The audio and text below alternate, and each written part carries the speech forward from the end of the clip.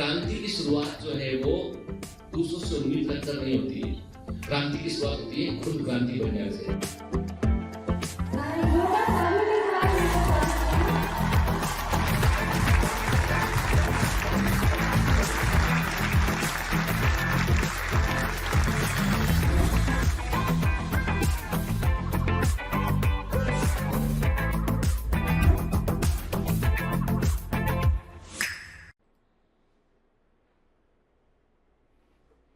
Hello commandos, welcome to Biomentors classes online. I am doctor Gitendra Singh. हम पढ़ रहे हैं प्लांट फिजियोलॉजी, और प्लांट फिजियोलॉजी में अब तक हम 2 चैप्टर कवर कर चुके हैं, transport in plants and mineral nutrition. Transport in plants थोड़ा बड़ा चैप्टर था, इसमें हमने काफी कुछ देखा। उसके बाद मिनरल न्यूट्रिशन को पढ़ा, इसमें काफी सारी इंफॉर्मेटिव चीजें थी जिनको हमने समझा और याद रखने की कोशिश की हमने। अब हम तीसरे चैप्टर में आगे बढ़ते हैं, जो है photosynthesis in higher plants. One of the very very important chapter. ऐसा कभी नहीं हुआ है कि नीट का या एनटीए का या ऑल इंडिया पीएमटी का पेपर बना हो और उसमें एक भी क्वेश्चन फोटोसिंथेसिस का ना हो। ऐसा कभी नहीं हुआ है। प्लांट फिजियोलॉजी में जब भी क्वेश्चन आता है ना, तो सबसे अधिक जिन हिस्सों से क्वेश्चन पूछा आता है वे हिस्से हैं photosynthesis, cellular respiration, phyto hormone. उसके बाद आता है फिर नंबर आता है किसका बेटा, नंबर आता है ट्रांसपोर्ट इन प्लांट्स का, देन मिनरल न्यूट्रिशन। तो जिस चैप्टर को हम पढ़ने जा रहे हैं ये one of the most important chapter में से एक है। अब क्वेश्चन ये उठता है कि फोटोसिंथेसिस के बारे में हमको ऐसा लगता है कि एक इक्वेशन हम जो जानते थे कि भाई CO2 H2O, सनलाइट, क्लोरोफिल, और उससे शुगर मॉलिक्यूल बन गया, वाटर बन गया, ऑक्सीजन उससे रिलीज हो गया। क्या सिर्फ एक इक्वेशन है ये? नहीं।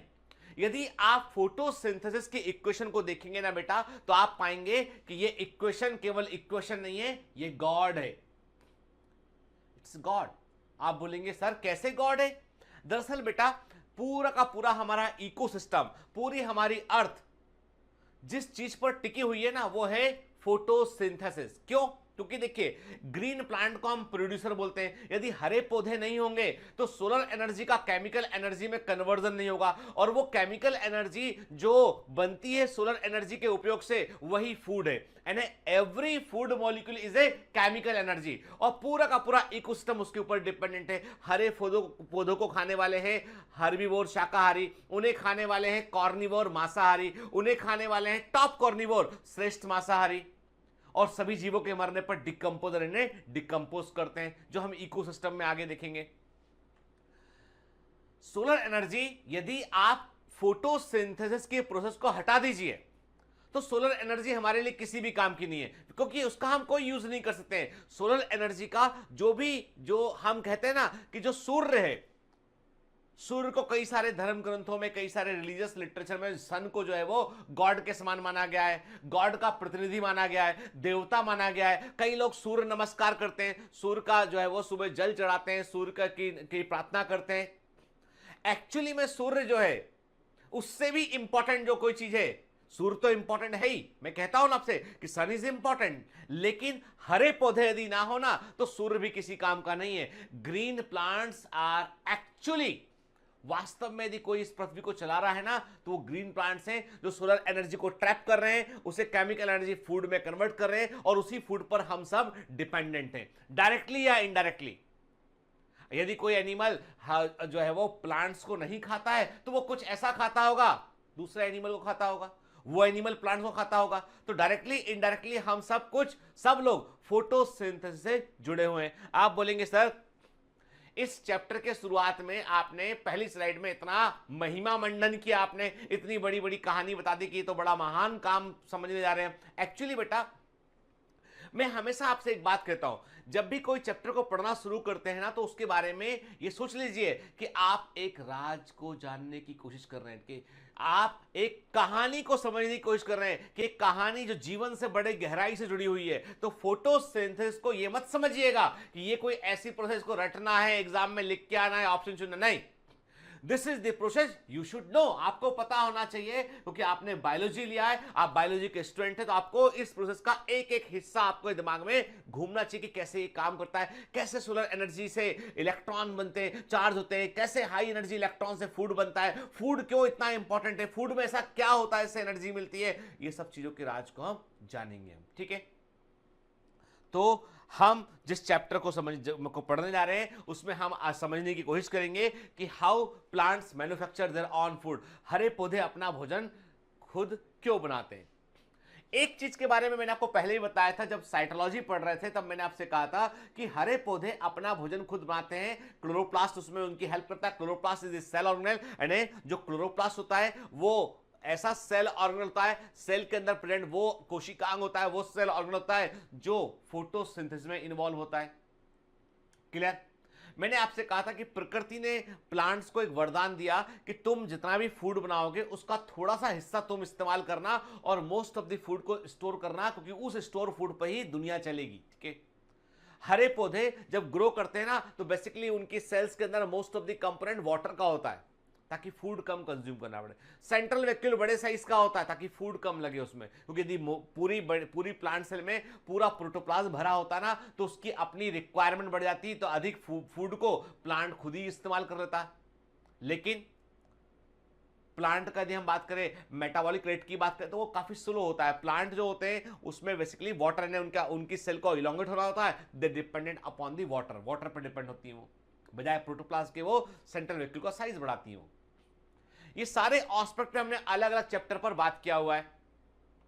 आज हम बात करेंगे कि पौधे हमारे लिए बड़े जरूरी हैं और वो कैसे फूड को बनाते हैं उसको समझने की हम कोशिश कर रहे हैं। कि अब देखिए, इतना हम जानते हैं कि प्लांट्स यानी किंगडम प्लांटी के जो मेंबर होते हैं दे आर ऑटोट्रॉफ। के ऑटोट्रॉफ का मतलब होता है वे अपना भोजन खुद बना सकते हैं। के और मैंने आपसे कहा था बेटा कि ऑटोट्रॉफ जो होते हैं वे दो प्रकार के हो सकते हैं। जब हम बैक्टीरिया पढ़ रहे थे, हम बायोलॉजिकल क्लासिफिकेशन पढ़ रहे थे, मैंने आपको बताया था कि ऑटोट्रॉफ दो तरह के हो सकते हैं। कीमो ऑटोट्रॉफ जो केमिकल एनर्जी का इस्तेमाल करें और अपना भोजन खुद बना लें, उनको सनलाइट की रिक्वायरमेंट नहीं है। तो कीमो ऑटोट्रॉफ केवल कुछ बैक्टीरिया होते हैं, कीमो ऑटोट्रॉफ केवल कुछ बैक्टीरिया होते हैं जो रेडॉक्स रिएक्शन में निकलने वाली केमिकल एनर्जी का इस्तेमाल करते हैं और अपना फूड खुद बना सकते हैं। ठीक है, लेकिन इस प्रकृति में सबसे बड़ा परिवर्तन आया है किससे? वो आया है फोटोसिंथेसिस से। के और याद रखिएगा, कुछ बैक्टीरिया ऐसे होते हैं जो फोटोसिंथेटिक बैक्टीरिया होते हैं, वो वाटर का इस्तेमाल नहीं करते, वे H2S का इस्तेमाल करते हैं, हाइड्रोजन सल्फाइड का यूज करते हैं, सल्फर डिपॉजिट करते हैं। लेकिन इस प्रकृति में सबसे बड़ा परिवर्तन कब आया? जब blue green algae cyanobacteria evolve हुए। साइनोबैक्टीरिया ने पहली बार ऑक्सीजेनिक फोटोसिंथेसिस को किया। सुनते जाइए, ये सब एग्जाम के क्वेश्चन है। साइनोबैक्टीरिया ने पहली बार ऑक्सीजेनिक फोटोसिंथेसिस को किया। उन्होंने फोटोसिंथेसिस की प्रोसेस में वाटर मॉलिक्यूल का इस्तेमाल किया और ऑक्सीजन को बाहर इवॉल्व किया, बाहर निकाला। ठीक है, और उन्होंने इस रिड्यूसिंग एटमॉस्फेयर को ऑक्सीडाइजिंग एटमॉस्फेयर में कन्वर्ट कर दिया। हम जानते हैं कि जो किंगडम प्लांटी के मेंबर है they are basically photo autotroph. क्या होते हैं ये? फोटो ऑटोट्रॉफ, अपना भोजन खुद बनाते हैं। ठीक है, क्लियर? ये अपना भोजन खुद बनाते हैं। ठीक है, तो autotroph produce their own food, और ये फूड क्या होता है? ग्लूकोज के। अब यहां पर एक बात हम रिकॉल कर लेते हैं, पौधों में, प्लांट्स में जो भोजन का निर्माण है, जो फूड का निर्माण है, वो ग्लूकोज के रूप में होता है। जो फूड का ट्रांसलोकेशन है वो सुक्रोज के रूप में होता है। ठीक है, और जो फूड का स्टोरेज है वो स्टार्च के रूप में होता है। सारे रूप याद रखेंगे आप। ठीक है, बिल्कुल भूलना नहीं बेटा, है ना। अभी हम चैप्टर पढ़ रहे हैं, बिल्कुल नीट के पॉइंट ऑफ व्यू से दिमाग में रखना। मैंने आपसे कहा कि प्लांट्स के अंदर जब फूड बनता है, भोजन बनता है, तो ग्लूकोज के फॉर्म में बनता है। जब फूड का ट्रांसलोकेशन होता है, सुक्रोज के फॉर्म में होता है, और बोरॉन इसमें हेल्प करता है। याद है ना, मिनरल न्यूट्रिशन कनेक्ट करते हैं हम, चलेंगे हम। ठीक है, और स्टार्च के फॉर्म में फूड जो है वो स्टोर होता है। ठीक है, और सनलाइट की प्रेजेंस में, चूंकि अब देखिए सोलर एनर्जी पैकेट्स के रूप में चलती है, और उन पैकेट्स को हम बोलते हैं फोटॉन्स। क्या बोलते हैं? फोटॉन्स बोलते हैं उनके। और जो फोटो वर्ड आया ना, ये फोटॉन से वर्ड आया। ठीक है, तो फोटॉन्स के पास में होती ऊर्जा, और फोटॉन्स के पास में जो ऊर्जा होती है, जो एनर्जी होती है, उसे बोलते हैं अब क्वांटम एनर्जी। क्या बोलते हैं उसका? क्वांटम एनर्जी कहते हैं। ये दिमाग में रखिएगा, जो बता रहा हूं वो दिमाग में रखिएगा, भूलना नहीं। ठीक है, मैंने कहा आपसे कि सोलर एनर्जी पैकेट्स के रूप में चलती है, इन पैकेट्स को फोटॉन्स कहते हैं, और फोटॉन्स के अंदर जो ऊर्जा होती है उसे क्वांटम एनर्जी कहते हैं, और क्वांटम एनर्जी का इस्तेमाल जो है वो फोटोसिंथेसिस की प्रोसेस में होता है। क्योंकि फोटॉन्स के अंदर ऊर्जा होती है और उससे शुगर बनती है, शुगर का निर्माण होता है, तो सिंथेसिस मतलब निर्माण का होना, फोटो मतलब लाइट की प्रेजेंस में के, तो फोटोसिंथेसिस कहते हैं। और ये प्रोसेस मेनली लीव्स में होती है। क्यों मेनली लीव्स होती है? क्योंकि पत्तियां हमेशा हरी होती हैं के, और लीव्स के पास क्लोरोफिल पिगमेंट पाया जाएगा, क्लोरोप्लास्ट उसके अंदर प्रेजेंट होगा, क्लोरोप्लास्ट के अंदर क्लोरोफिल पिगमेंट प्रेजेंट होगा।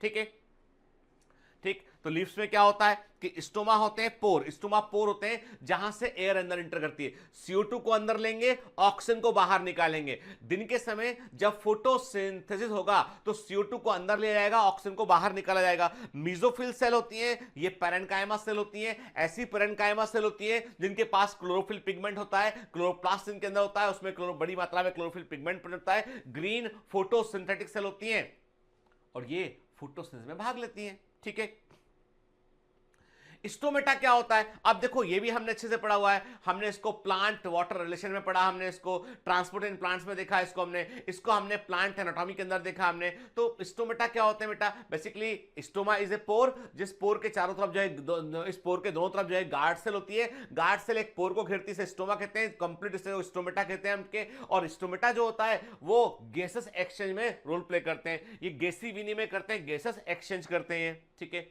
अब मीजोफिल सेल जो लीफ की होती है उसके अंदर क्लोरोप्लास्ट होता है। आप देख रहे हैं कि जो लीफ के अंदर जो मीजोफिल सेल है, मीजो मतलब बीच में, फिल मतलब पत्ती के अंदर के, और मतलब ऊपर नीचे क्या है, एपिडर्मिस सेल होती है। यानी प्लांट की एपिडेक, ध्यान से बात सुनना, जो लीफ की एपिडर्मिस होती है उसमें क्लोरोप्लास्ट नहीं होता है। लीफ की एपिडर्मिस में क्लोरोप्लास्ट केवल कहां होता है? गार्ड सेल में होता है। गार्ड सेल बाकी एपिडर्मल सेल से अलग क्यों होती है? क्योंकि गार्ड सेल में क्लोरोप्लास्ट होता है, बाकी एपिडर्मल सेल में क्लोरोप्लास्ट नहीं होता है। ये मैंने आपको पढ़ाया हुआ है ऑलरेडी। ठीक है, गार्ड सेल बाकी एपिडर्मल सेल से अलग क्यों होती है? In shape and in having chloroplast. सीधा सीधा एग्जाम का क्वेश्चन है, guard cell differ from other epidermal cell in having chloroplast and in shape. Clear?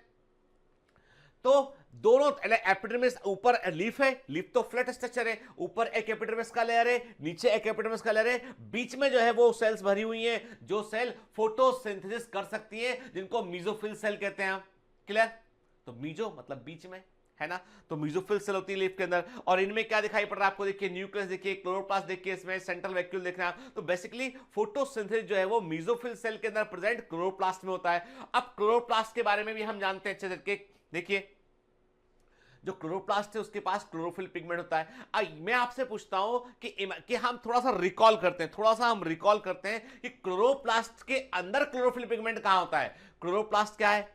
Double membrane से घिरा हुआ सेल ऑर्गेनेल है। Cell the unit of life में मैंने बड़े अच्छे से पढ़ाया हुआ है इस चीज को बेटा।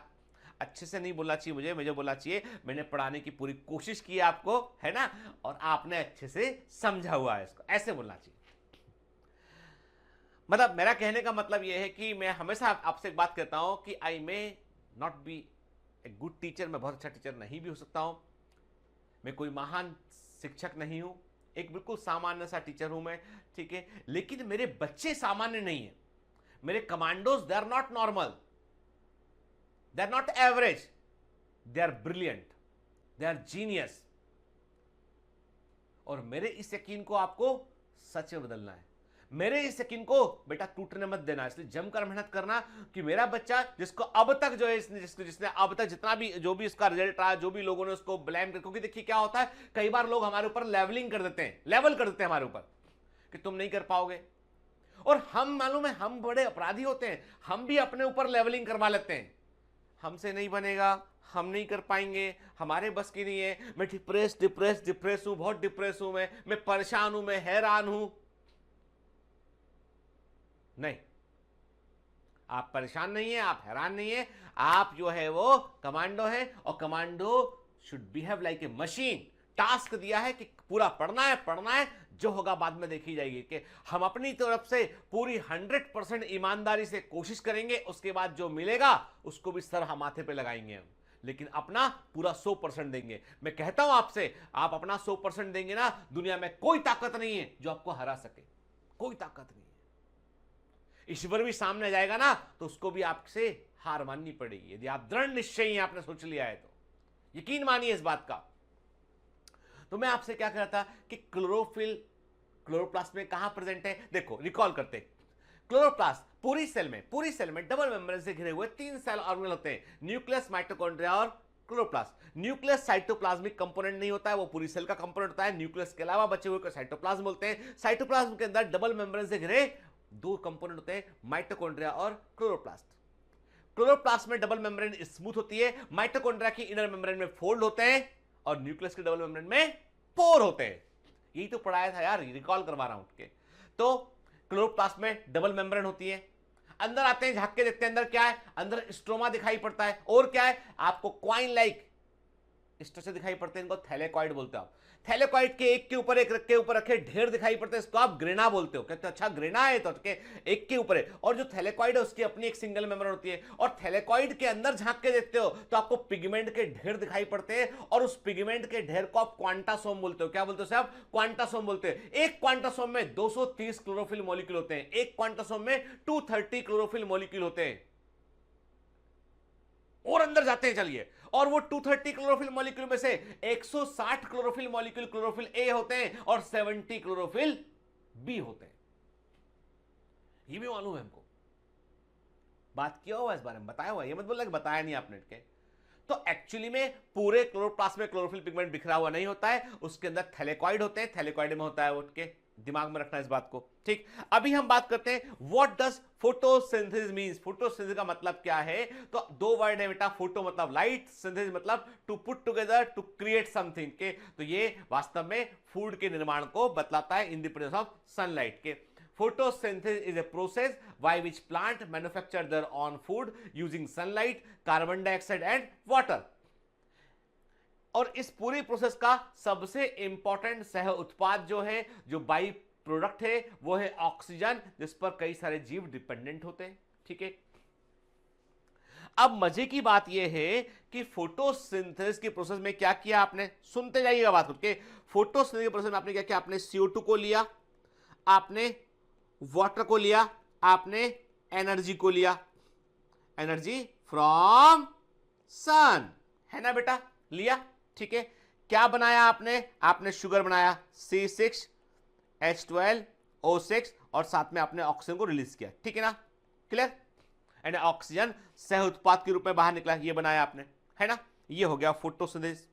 इतना जान देखो, बिल्कुल सिंपल सा, मतलब मैं आपको जो है वो दिखा रहा हूं कि सिंपल सा। देखिए इक्वेशन को मैंने बैलेंस नहीं किया, मैंने इक्वेशन को भी बैलेंस नहीं किया, मैं सिंपल बता रहा हूं कि CO2 का इस्तेमाल किया आपने, वाटर का इस्तेमाल किया आपने, और सोलर एनर्जी को लिया आपने, ग्लूकोज को बनाया आपने, ऑक्सीजन को रिलीज किया आपने, हो गया काम। आप सोचिए, बड़ा इंटरेस्टिंग फैक्ट है। इसी को उल्टा करते हैं। एक ग्लूकोज मॉलिक्यूल लिया, ऑक्सीजन का मॉलिक्यूल लिया, और इसको हमने जो है वो रेस्पायरेशन में डाल दिया, इसको हमने शोषण किया इसका हमने, ठीक है। शोषण, रेस्पायरेशन, कोशिकीय शोषण बिल्कुल ठीक अपोजिट प्रक्रिया है। ग्लूकोज मॉलिक्यूल को लिया हमने और हमने क्या किया? एरोबिक रेस्पिरेशन किया, वायवीय शोषण किया हमने, ऑक्सीजन को लिया हमने, और फाइनल प्रोडक्ट क्या बना? CO2 H2O और एनर्जी बाहर निकली। देखो ना, सोचिए, जो प्रकृति में कुछ नहीं है, प्रकृति में सिंपल तरीका ये कि ग्लूकोज मॉलिक्यूल ऊर्जा लेकर आया था, ऊर्जा को दे दिया, CO2 H2O टूट गया। मतलब देखिए ना कितना मजा है कि CO2 H2O एनर्जी, ग्लूकोज बना, ऑक्सीजन बना। जब आपने एरोबिक रेस्पिरेशन किया तो आपने ग्लूकोज को लिया, ऑक्सीजन को लिया, और फिर से क्या बना दिया आपने? CO2 H2O एनर्जी, है ना अपोजिट प्रोसेस। मतलब जीवन क्या है? गोल गोल चक्र के समान, यहां से इकट्ठा किया, यहां से वहां दिया, वहां से वहां पहुंचा दिया, मतलब कुल लगातार लगातार ये चलता रहता है ना मजेदार। चलिए, 3 important processes accomplished through photosynthesis के, प्रकाश संश्लेषण के थ्रू 3 बड़ी इंपॉर्टेंट प्रक्रियाएं घटती हैं, 3 घटनाएं घटती हैं जो सबसे इंपॉर्टेंट है। Number 1, light energy from sun is transformed into the chemical energy that can be stored and transported in plants. मतलब सूर्य का प्रकाश जो लाइट एनर्जी है उसको, जो सूर्य के प्रकाश जो लाइट एनर्जी है उसको, जो प्रकाश ऊर्जा है उसको रासायनिक ऊर्जा के रूप में पौधे कन्वर्ट करते हैं, ट्रांसपोर्ट करते हैं, स्टोर करते हैं। मतलब यह है कि प्लांट्स, पौधे जो होते हैं वो सोलर एनर्जी को केमिकल एनर्जी में कन्वर्ट करते हैं, और जो फूड होता है, जो प्लांट के अंदर जो फूड बनता है वो केमिकल एनर्जी का फॉर्म होता है। वो ठीक है, food is chemical energy. What is food? Food is a glucose molecule, food is a amino acid. जो भी हम खाते हैं वो केमिकली तो है। तो पहला सबसे इंपॉर्टेंट प्रोसेस जो घटा है वो क्या घटा बेटा? वो घटा कि लाइट एनर्जी जो सन का होता है उसको केमिकल एनर्जी में ट्रांसफॉर्म कर लिया हमने, और प्लांट में इसको हमने स्टोर किया, ट्रांसपोर्टेड किया हमने। ठीक है, अब इंटरेस्टिंग बात है कि और ये जो पूरा घटा है ना प्रोग्राम, इसमें ग्रीन प्लांट ने फोटोसिंथेसिस किया, सोलर एनर्जी को केमिकल एनर्जी में कन्वर्ट किया। तो हम कहते हैं कि they are basically the energy converters, they are basically the energy converters. ये ऊर्जा स्थानांतरक होते हैं, एनर्जी कन्वर्टर्स होते हैं। ठीक है, ऊर्जा स्थानांतरण होता है इसमें, एनर्जी कन्वर्टर होते हैं। ठीक है,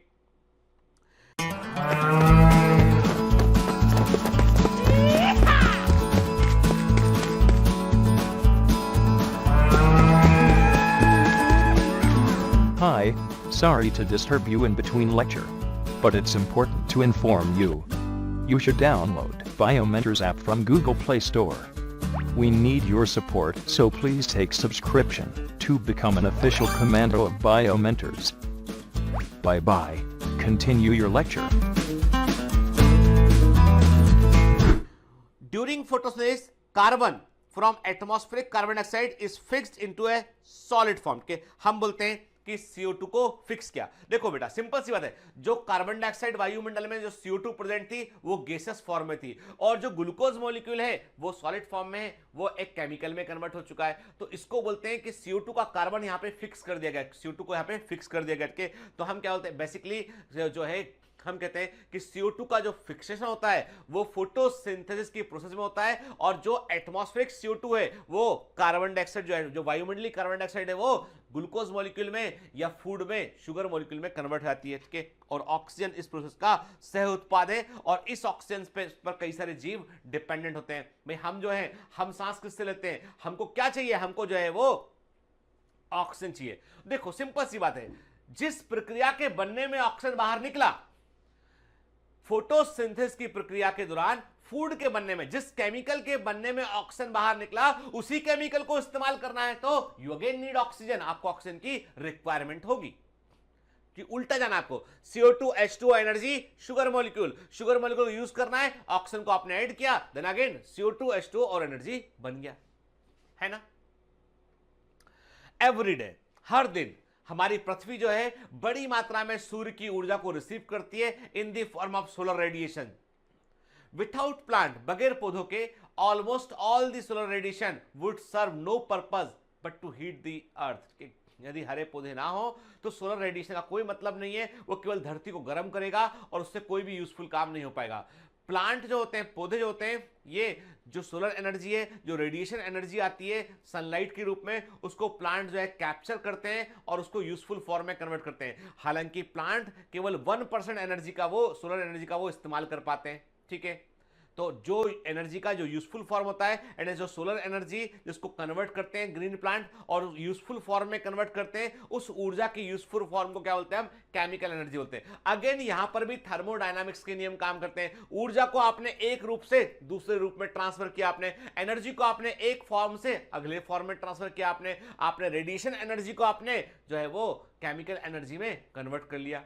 ठीक है, तो हम कह सकते हैं the plants are the photo autotroph. पौधे जो होते हैं वो जो है प्रकाशी, स्वपोषी होते हैं। They use the energy of sunlight to make organic molecule from water and carbon dioxide के, और ये पृथ्वी पर जीवन के लिए सबसे जरूरी है। Green plants are the producer, हरे पौधे जो होते हैं they are the producer, and entire ecosystem depends upon the producer. देखिए कितना इंपॉर्टेंट है इनका होना कि रेगिस्तानी एरिया, जो डेजर्ट एरिया होता है, जो रेगिस्तानी एरिया होता है, वहां पर क्या होता है बेटा, वहां पर जो है वो ग्रीन वेजिटेशन नहीं होती, पानी नहीं होता, वाटर नहीं है, वहां पे वाटर नहीं है तो ग्रीन वेजिटेशन नहीं यहाँ पे, और हरे वहां पे ग्रीन वेजिटेशन नहीं, तो आप देखते हैं यहाँ पे कि वहां पर जो है वो आपको लाइफ कम देखने मिलेगी। एंड डेजर्ट में आपको बहुत सारे एनिमल देखने नहीं मिलेंगे आपको, क्योंकि प्लांट कम है। तो जितना प्रोड्यूसर का संख्या कम होगा उतना जो है वो बाकी एनिमल भी कम होने लगेंगे, डिपेंडेंट, क्योंकि बाकी सारे एनिमल इन ग्रीन प्लांट पर डिपेंडेंट होते हैं। ट्रॉपिकल रेन फॉरेस्ट में सबसे अधिक बायोडाइवर्सिटी देखने मिलती है। जो उष्णकटिबंधीय वर्षा वन होते हैं वहां पर, जिनको हम ट्रॉपिकल रेन फॉरेस्ट कहते हैं, वहां पर सबसे अधिक बायोडाइवर्सिटी देखने मिलती है, क्योंकि वहां पर बड़ी मात्रा में प्रोड्यूसर होते हैं। जितना अधिक फूड बनेगा, इकोसिस्टम में उतने प्रकार के जीव रहेंगे। एवरीथिंग इज डिपेंडेंट अपॉन कि कितना अवेलेबिलिटी ऑफ फूड है, उस पर निर्भर करता है। ठीक है, तो चलिए, तो क्लोरोप्लास्ट जो होता है, it is the site for the photosynthesis in plants. और जो प्लांट्स के अंदर जो लीफ होती है, लीफ में मेसोफिल सेल्स होती हैं, और मेसोफिल सेल्स के अंदर क्लोरोप्लास्ट होता है, जहां पर फोटोसिंथेसिस की प्रोसेस ऑपरेट होती है। क्लियर? ठीक है, तो chloroplast are the organelle in which photosynthesis occurs, और इसमें थैलेकॉइड होते हैं, ग्रेना होता है, स्टोमा होता है, और ये मैंने आपको अच्छे से पढ़ाया हुआ है। लेकिन बेटा मैं एक बात आपसे कहना चाहता हूं, मेरी बात ध्यान सुनिएगा। नेक्स्ट लेक्चर के पहले, ये लेक्चर नंबर 1 है, लेक्चर नंबर 2 के पहले बेटा cell the unit of life का कम से कम क्लोरोप्लास्ट वाला हिस्सा एक बार अच्छे से रिवाइज कर लेना, क्योंकि मुझे दोबारा वो सब कुछ बताना पड़े तो उसमें टाइम खराब होगा हमारा। आप पढ़ लेंगे तो अच्छा रहेगा, आपको हेल्प मिलेगी, है ना बेटा? ठीक है, तो क्लोरोप्लास्ट में क्या होता है? थैलेकॉइड होता है, ग्रेना होता है, स्टोमा होता है, एंड जो बेसल फ्लूइड, जो द्रव भरा होता है, उसको हम स्टोमा कहते हैं, और जो क्वाइन समान स्ट्रक्चर दिखाई पड़ता है उन्हें थैलेकॉइड कहते हैं, और एक के ऊपर एक रखे थैलेकॉइड क्या बोलते हैं? हम ग्रेना कहते हैं। देखिए ध्यान से, देखिए डबल मेम्ब्रेन दिखाई पड़ रही है आपको, आउटर मेम्ब्रेन, आप देख रहे हैं आपको आउटर मेम्ब्रेन दिखाई पड़ रहा है, इनर मेम्ब्रेन दिखाई पड़ रहा है, इंटर मेम्ब्रेन स्पेस, इसको पेरिप्लास्टिडल स्पेस भी कहते हैं हम। ठीक है, फिर आप देख रहे हैं अंदर जो लिक्विड भरा है वो ग्रेना है, जो लिक्विड भरा है वो स्ट्रोमा है, फिर क्वाइन लाइक स्ट्रक्चर दिखाई पड़ रहा है, थैलेकॉइड बोलते हैं, एक के ऊपर एक थैलेकॉइड का ढेर रखा हुआ उसे हम ग्रेना कहते हैं। थैलेकॉइड क्या होता है? ग्रेना। अब देखिए, दिमाग में इतना रखना बेटा, एक बात दिमाग में डालना के, जो थैलेकॉइड है ना, थैलेकॉइड है, इनके पास होता है क्लोरोफिल, इनके पास होता है क्लोरोफिल पिगमेंट, यानी क्लोरोफिल पिगमेंट पूरे क्लोरोप्लास्ट में डिस्ट्रीब्यूटेड नहीं होता, वो थैलेकॉइड में होता है। और जो स्ट्रोमा है, स्ट्रोमा में होते हैं एंजाइम्स जो फोटोसिंथेसिस में हेल्प करते हैं। तो most of the enzyme present in the stroma and most of the chlorophyll pigment present inside the thylakoid. ठीक है, क्लियर? अब बार बार हम एक वर्ड यूज कर रहे हैं कि हमने सोलर एनर्जी को केमिकल एनर्जी में कन्वर्ट किया, तो केमिकल एनर्जी के बारे में थोड़ा जान लेते हैं हम कि what is the meaning of chemical energy. देखो सिंपल सी बात है बेटा, chemical energy is food molecule. जो फूड मॉलिक्यूल है वे बेसिकली रासायनिक ऊर्जा का रूप है, they are the form of the chemical energy. An energy producing chemical as a result of photosynthesis is glucose. ठीक है, glucose is very useful form of chemical energy and can be converted to other chemical form of energy such as starch। ठीक है, glucose को आप starch में, sucrose में, किसी और फॉर्म में कन्वर्ट कर सकते हो। अब now the question is that what is inside glucose? Glucose में क्या है? आप सोच सकते हो, देखो अभी मैं जैसे आपको फोटोसिंथेसिस पढ़ा रहा हूं ना, ऐसा आपने संभवतः पहले ना सोचा हो, पहले संभवतः आपने ना सोचा, हो सकता है आपने से कुछ ने सोचा भी हो कि भाई ग्लूकोज में ऐसा क्या चमत्कार है, what is unique inside glucose, कि ये ही फूड मॉलिक्यूल है। शुगर में ऐसा क्या है? एक्चुअली बेटा क्या होता है कि हम सब जानते हैं कि कोई भी एटम जो होता है, उस एटम को जब ऊर्जा मिलती है, सुनना बात को ध्यान से, कोई भी एटम जो होता है उस एटम को जब एनर्जी मिलती है, ऊर्जा मिलती है, तो उसके इलेक्ट्रॉन अपने ऑर्बिट से निकल के अगले वाले ऑर्बिट में चले जाते हैं। जिस ऑर्बिट में पहले घूम रहे होते हैं उस ऑर्बिट से वो अगले ऑर्बिट चले जाते हैं। और अधिक ऊर्जा मिलती है और ऊपर के ऑर्बिट में शिफ्ट कर जाते हैं, और अधिक ऊर्जा मिलती है और ऊपर के ऑर्बिट में शिफ्ट करते हैं, और अधिक ऊर्जा मिलती है तो ऑर्बिट छोड़ के बाहर निकल जाते हैं। ऐसे ही होता है ना, बशर्ते कोई उनको एक्सेप्ट करने वाला हो तो बाहर निकल जाते हैं, ऑक्सीडाइज जाते हैं, है ना। ग्लूकोज मॉलिक्यूल में क्या है कि जब CO2 H2O को जो है वो कंबाइन किया गया तो CO2 का कार्बन और ऑक्सीजन दोनों ग्लूकोज में आ गया। जो वाटर मॉलिक्यूल था उसको तोड़ा और उसका हाइड्रोजन लिया, CO2 में ऐड कर दिया और ऑक्सीजन को बाहर निकाल दिया। जब वाटर मॉलिक्यूल को आपने तोड़ा और उसका हाइड्रोजन निकाला आपने तो वाटर मॉलिक्यूल का हो गया ऑक्सीडेशन। हाइड्रोजन को निकालना ऑक्सीडेशन है, कहीं पर हाइड्रोजन को जोड़ना रिडक्शन है। अरे यार बिल्कुल सिंपल केमिस्ट्री बता रहा हूं, ठीक है, basics of chemistry. Water molecule में से आपने हाइड्रोजन निकाल लिया, वाटर मॉलिक्यूल का हो गया ऑक्सीडेशन। उस हाइड्रोजन को निकाल के आपने CO2 में जोड़ दिया, बन गया शुगर मॉलिक्यूल, बन गया शुगर मॉलिक्यूल, है ना। तो जो CO2 है उसका क्या हुआ, उसका हुआ रिडक्शन। मतलब ग्लूकोज बनाने के लिए CO2 का रिडक्शन करना पड़ता है, अपचयन करना पड़ता है। क्लियर। और इस पूरी प्रोसेस में आपने क्या किया, आपने इस पूरी प्रोसेस में बॉन्ड को रीऑर्गेनाइज किया आपने। भाई CO2 में को आप हटाओगे, हाइड्रोजन जोड़ोगे, फिर C6H12O6 में कन्वर्ट करोगे, ग्लूकोज का अपना एक केमिकल स्ट्रक्चर होगा, वो बनेगा। तो इस पूरी प्रोसेस में क्या होगा, बॉन्ड का रीऑर्गेनाइजेशन होगा। केमिकल बॉन्डिंग वाली बात कर रहा हूं मैं, बॉन्ड का रीऑर्गेनाइजेशन होगा पूरा। तो यहां पर ऊर्जा लगेगी, तो वो जो ऊर्जा थी ना, जो एनर्जी, सोलर एनर्जी है, उसको लिया गया यहाँ पे और उस ऊर्जा को यहाँ यूज किया गया, उस एनर्जी को यहाँ पे यूज किया गया। और कुल मिलाकर जो ग्लूकोज मॉलिक्यूल बनाना, उसके पास जो भी एटम प्रेजेंट है, यानी ग्लूकोज के साथ जितने भी एटम प्रेजेंट है ग्लूकोज मॉलिक्यूल में, जो जो भी एटम है, कार्बन है, हाइड्रोजन, ऑक्सीजन, सारे एटम के पास में हाई एनर्जी पर इलेक्ट्रॉन प्रेजेंट है, क्योंकि एनर्जी लेने के बाद बना है वो केमिकल। तो ग्लूकोज को यदि आप, एक मेरी बात ध्यान सुनिएगा, ग्लूकोज को यदि आप एनालिटिकल दृष्टि से देखें, आप ग्लूकोज को यदि आप जो है वो आकलन करते हुए देखें, तो आप पाएंगे कि glucose molecule is nothing, it's a packet of carbon, hydrogen and oxygen. And in this packet there are high energy electrons, there are high energy electrons. और यही हाई एनर्जी इलेक्ट्रॉन जो होते हैं ना, इनका ही एनर्जी हम कम करेंगे। जब आप हाई एनर्जी इलेक्ट्रॉन का एनर्जी कम करोगे तो ऊर्जा बाहर निकलेगी, क्योंकि एनर्जी डिस्ट्रॉय तो होती नहीं है, और वही ऊर्जा से आप ATP बनाएंगे। What is electron transport system in respiration?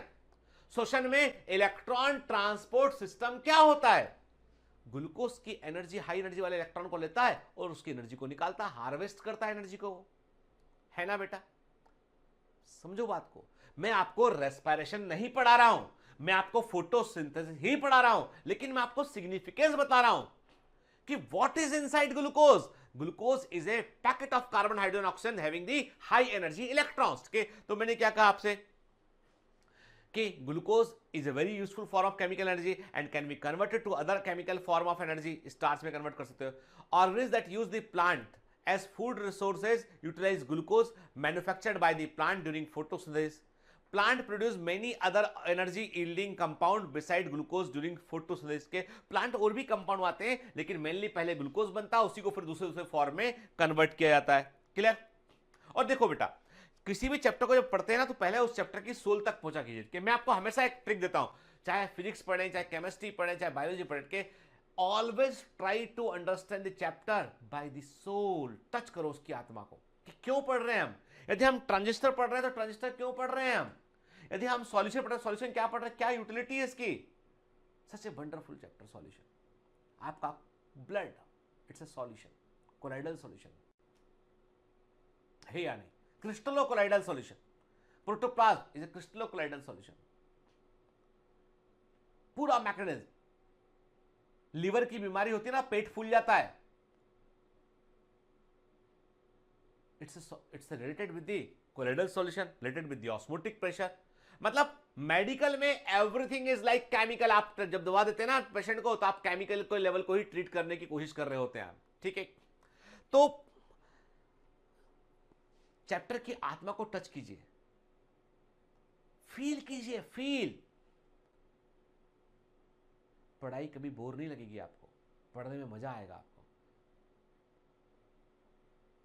जब हम लोग जब मैं एक जमाने में, जब मैं कभी यूपीएससी की तैयारी कर रहा था ना बेटा, ठीक है, हालांकि मुझे इसके बारे में बताने में थोड़ा शर्म महसूस होती है, क्योंकि मैं एग्जाम को फाइनली निकाल नहीं पाया था। मैं मतलब मैं इंटरव्यू तक गया, सब कुछ किया, लेकिन मैं फाइनली सिलेक्ट नहीं हो पाया। वो एक अलग कहानी कि क्या कारण थे, क्या, मैं उस पर कोई एक्सक्यूज देना नहीं चाहता हूं, लेकिन मुझे उस बात का मलाला आज भी है, ये मैं स्वीकार करता हूं। ठीक है,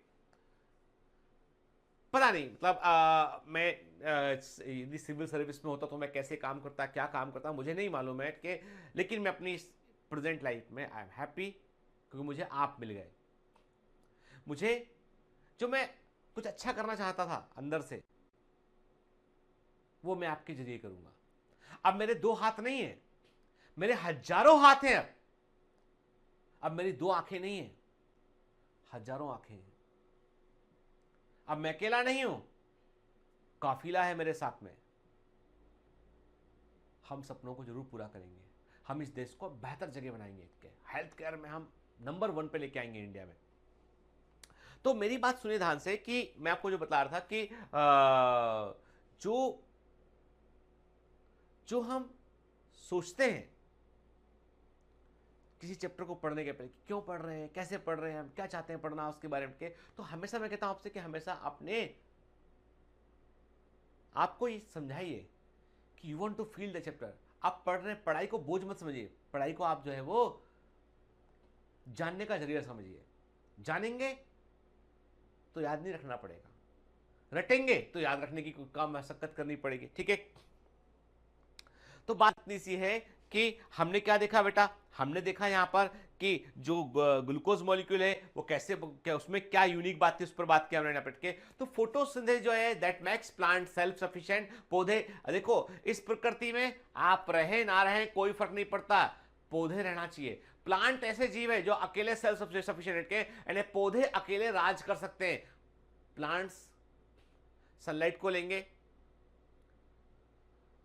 फूड को बनाएंगे, अपने आप को जीवित रखेंगे। जब पौधे मर जाएंगे तो बैक्टीरिया और फंजाई डिकम्पोजर उसे डिकम्पोज कर देंगे। तो सबसे इंपॉर्टेंट व्यक्ति कौन है इस पूरे इकोसिस्टम में? सबसे इंपॉर्टेंट है प्रोड्यूसर और डिकम्पोजर।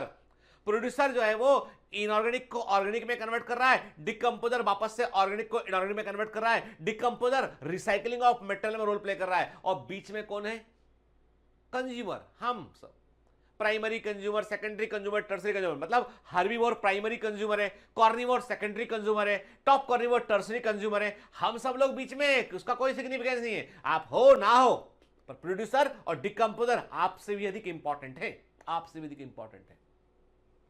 तो मैंने क्या कहा आपसे कि फोटोसिंथेसिस की प्रोसेस प्लांट को सेल्फ सफिशिएंट बनाती है, because plant can manufacture their own energy directly, they are self sufficient, they are autotrophic. In terms of energy plant can survive independently of other living organism. दूसरे जीवित जीव हो चाहे ना हो, पौधे जीवित रह सकते हैं।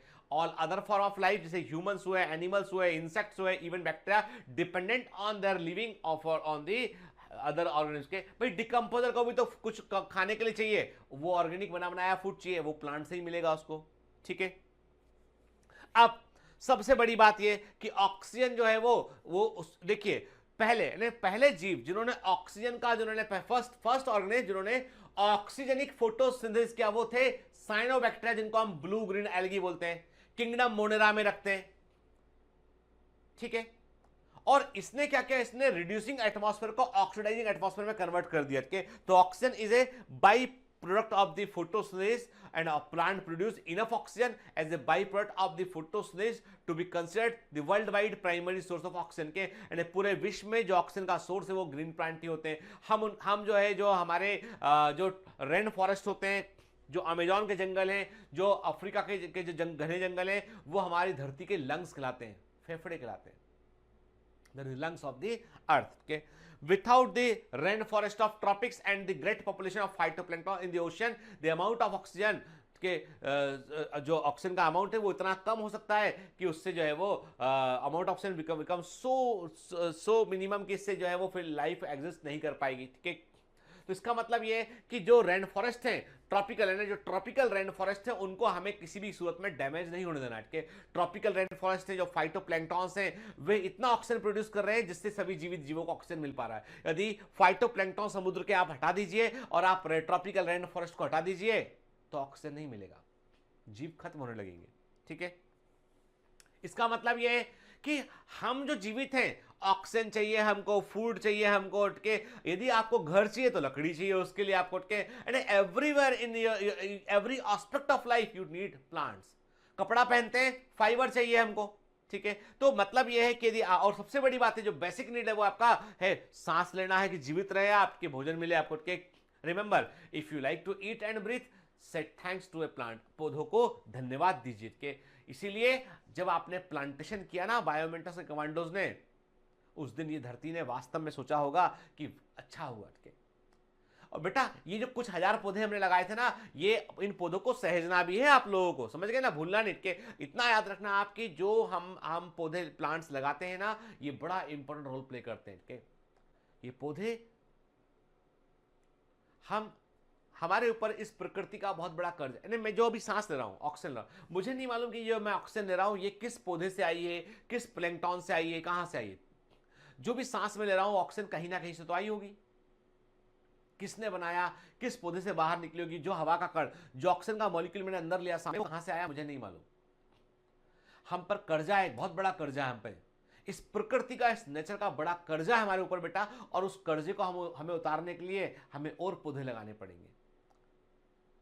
जब मौका मिले प्लांटेशन कीजिए, ठीक है। चलिए अब बात करते हैं एनसीईआरटी, क्योंकि अभी बहुत देर से एनसीईआरटी नहीं आई, और जब तक एनसीईआरटी का लोगो दिखाई नहीं पड़ता आपको, आपके मन में घबराहट होने लगती है। आपको लगने लगता है अरे सर कहीं एनसीईआरटी से बाहर निकल के घूमने बाहर तो नहीं चले गए, स्पेस में चले गए हो। तो चलिए एनसीईआरटी बातें। All animals including human beings dependent on plant for their food. बिल्कुल सही बात है। Green plants in fact have to make or rather synthesize the food they need and all other organisms dependent on them for their need। ये भी हम discuss कर चुके हैं। The green plant make and rather synthesize the food they need through the photosynthesis and are therefore called autotroph। ये भी हम बात कर चुके हैं। Autotrophic nutrition is found only in plants and all other organisms that depends on the green plant for food are the heterotroph। ये भी समझ चुके हैं। Green plant carry out photosynthesis, जो कि एक फिजिको केमिकल प्रक्रिया। आप देखो यहां पे एक बड़ा अच्छा वर्ड आया कि जो याद रखना कि जो कि एक फिजिको केमिकल प्रक्रिया है, ठीक है, जिसमें कि लाइट एनर्जी का यूज करते हैं हम और ऑर्गेनिक कंपाउंड को हम बनाते हैं। तो why it is a physico chemical process, तो हम इस पर बात करेंगे कि देखिए एनर्जी का ट्रांसफॉर्मेशन हुआ, मतलब जो सोलर एनर्जी है उसको हमने ट्रैप किया, पिगमेंट की हेल्प से ट्रैप किया, पिगमेंट ने हाई एनर्जी इलेक्ट्रॉन को रिलीज किया, केमिकल एनर्जी में कन्वर्ट करने की कोशिश की, तो यहां पर फिजिकल चेंज हमको देखने मिला एक, और जो फूड बना, जो केमिकल रिएक्शन चले, यहां पर रिडक्शन ऑफ CO2 हुआ, that is the chemical part of the energy reaction. Clear? Ultimately, all living form on earth dependent on sunlight for energy. The use of energy from sunlight by plant doing photosynthesis is the basis of life on the earth। के इस पृथ्वी पर जीवन यदि टिका हुआ है, it is just because of this process, ठीक है ना, उससे ही लाइफ टिका हुआ है।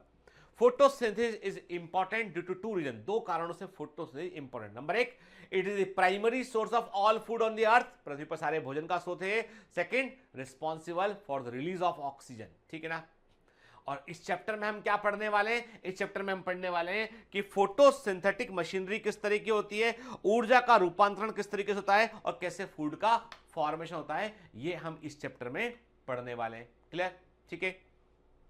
अब व्हाट डू वी नो, और हमें अभी तक क्या मालूम है, अभी तक हमारे पास क्या जानकारी है, क्या नॉलेज हमारे पास अभी तक है। तो नंबर एक, हम जानते हैं कि ग्रीन जो पिगमेंट क्लोरोफिल है, जो लीफ के का ग्रीन पिगमेंट है, क्लोरोफिल बोलते हैं इसको, ये लाइट और CO2 रिक्वायर्ड होते हैं फोटोसिंथेसिस के लिए के। और इसके लिए बड़ा सिंपल सा एक्सपेरिमेंट करते हैं हम क्या करते हैं बेटा, हम लीफ के एक हिस्से को ढक दें, हम लीफ के एक हिस्से को कवर कर दें हम, और एक हिस्से को हम लीफ को जैसे मान लो मैंने आपसे कहा, क्या कहा मैंने आपसे कहा कि हमने क्या किया, एक लीफ है, एक लीफ है, ये एक लीफ है बेटा, है ना, ठीक है। इसके एक हिस्से को हमने जो है वो कवर कर दिया, इसको एक ब्लैक शीट लिया हमने, इसको ब्लैक शीट से इसको हमने कवर कर दिया, ब्लैक शीट से इसको हमने कवर कर दिया, बाकी हिस्से को हमने खुला छोड़ दिया यहाँ पे। तो क्या देखा आपने, जब आपने जो है वो शाम को, जब दिन भर आपने ऐसा रखा, शाम को आपने लीफ को निकाला और उसके अंदर आपने जब वो टेस्ट किया तो मालूम चला आपको कि जो एक्सपोज, जो खुला हुआ हिस्सा था जहां पर सनलाइट गिरी, वहां पर स्टार्च बनता है, और जो ढका हुआ हिस्सा था वहां पर ब्लैक पेपर जहां पर लगा रखा था आपने, जहां पर सनलाइट नहीं मिल पाई वहां पर स्टार्च नहीं बनता है। इसका मतलब sunlight is important for the photosynthesis, ठीक है। फिर क्या किया हमने एक लीफ को लिया, सुनिए, एक लीफ को लिया हमने, अगेन दूसरा प्रयोग किया हमने, ठीक है। एक लीफ को लिया हमने, और इस लीफ को हमने क्या किया, इस लीफ को हमने एक टेस्ट ट्यूब में, एक टेस्ट ट्यूब से हमने जो है वो एक हिस्सा इसका कवर कर दिया, एक टेस्ट ट्यूब लिया हमने, और इसको लीफ का एक हिस्सा हमने इसके अंदर रखा और एक हिस्सा बाहर रखा हमने।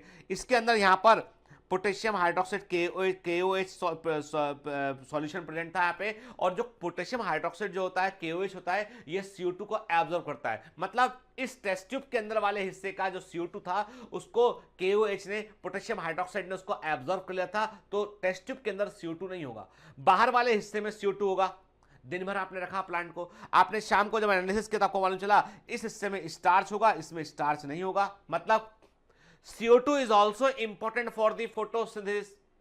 तो दो बातें मालूम चली, जब आपने ब्लैक पेपर का इस्तेमाल किया तो मालूम चला आपको कि सनलाइट नहीं होगा तो फोटोसिंथेसिस नहीं हो सकता है।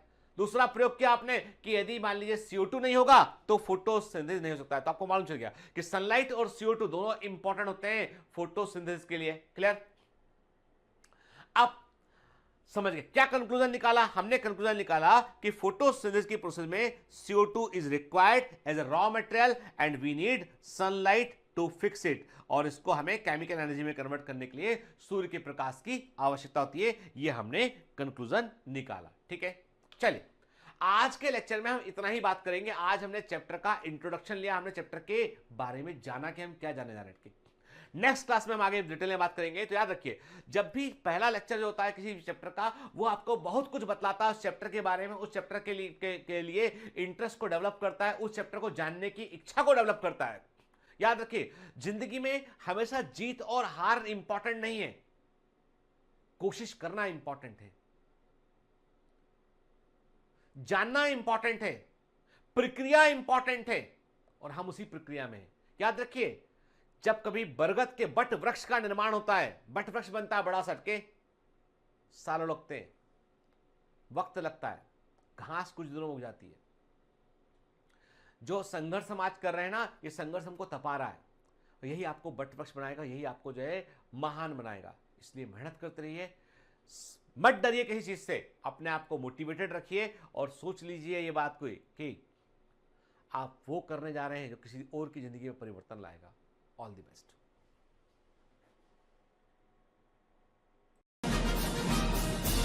Hi. To become an official commando of Biomentors, join us at www.biomentors.online. Here you can solve daily practice papers, an online test. You can download performance enhancement sheets. You can track your progress. You can interact with other fellow commandos. Join us and prepare yourself. It's a commando training for your success. Download Biomentors online app from Google Play Store.